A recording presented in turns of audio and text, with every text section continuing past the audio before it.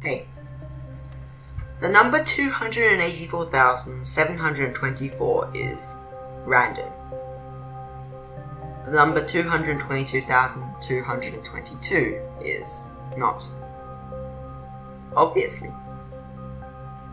Or is it?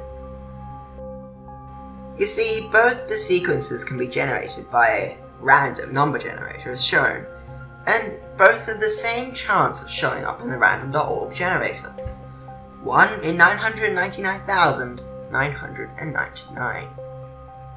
So what's so random about 284,724?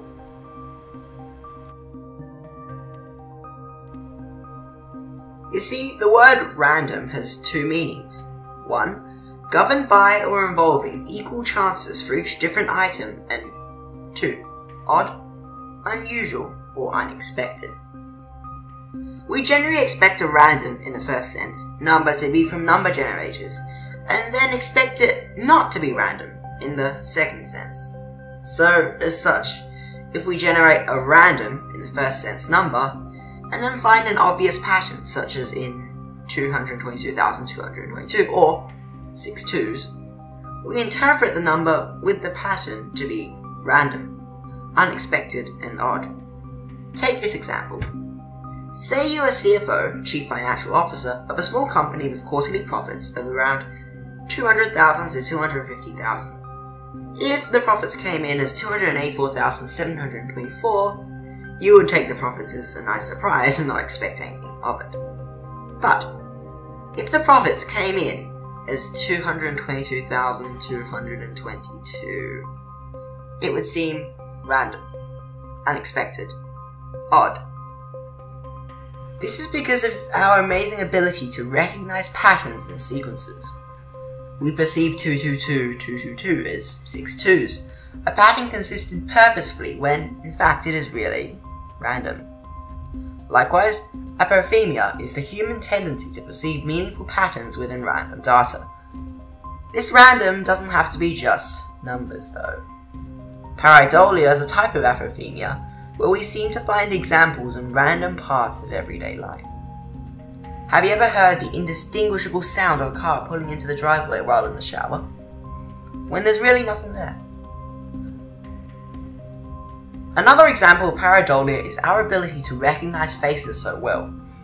In truth, emoji are just simple imitations of faces, with few of the facial features which consist of face. But yet we perceive emojis to be faces, just like this face. Or maybe the man on the moon.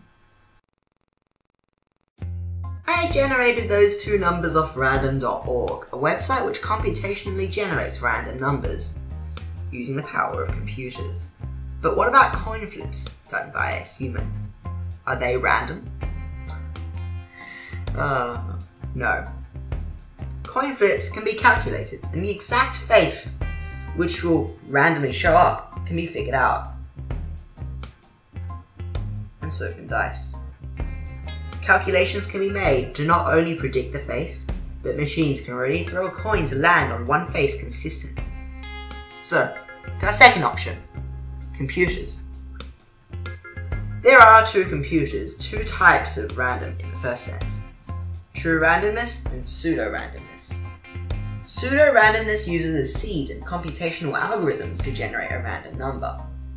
The seed is usually based off your current system time. To prove it, let's set a seed number and continually call Python's random module.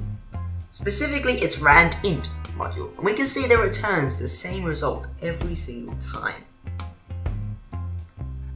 Real true randomness is the thought of random which random.org and Linux's /dev/random uses.